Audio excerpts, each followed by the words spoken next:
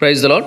ఈ సాయంకాలపు వేళ దేవుడు నీకు ఇస్తున్న వాగ్దానము ఇర్మియా గ్రంథము 31వ అధ్యాయము 3వ వచనం.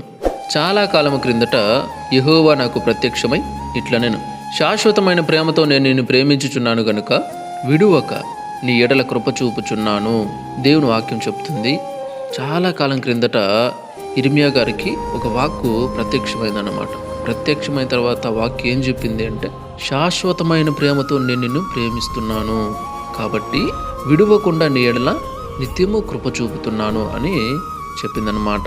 చూడండి, ఈ వాక్యము దేవుడు మనందరికీ కూడా ఇచ్చాడు కాబట్టి ఈ వాక్యం ద్వారా దేవుడు మనందరితో కూడా మాట్లాడుతున్నాడు. ఏమంటే, నేను నిన్ను శాశ్వతమైన ప్రేమతో ప్రేమిస్తున్నాను.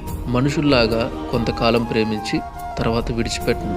ఏదో అవసరానికి ప్రేమించి తర్వాత విడిచిపెట్టను. అవసరం తీరే వరకు ఉండి తర్వాత విడిచిపెట్టను.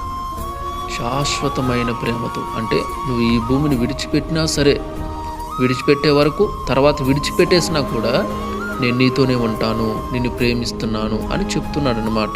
ప్రజల అలాగే శాశ్వతమైన ప్రేమతో నేను నిన్ను ప్రేమిస్తున్నాను కనుక విడువకుండా నీ ఎడల నిత్యము కృప చూపుతున్నాను అంటున్నాడు. చూడండి, అంటే నువ్వు ఎన్ని తప్పులు చేసినా, ఎన్ని పాపాలు చేసినా కూడా నేను నిన్ను ప్రేమిస్తున్నాను కాబట్టి నీ తప్పులను బట్టి, పాపాలను బట్టి నేనైతే నిన్ను విడిచిపెట్టట్లేదు, విసర్జించట్లేదు.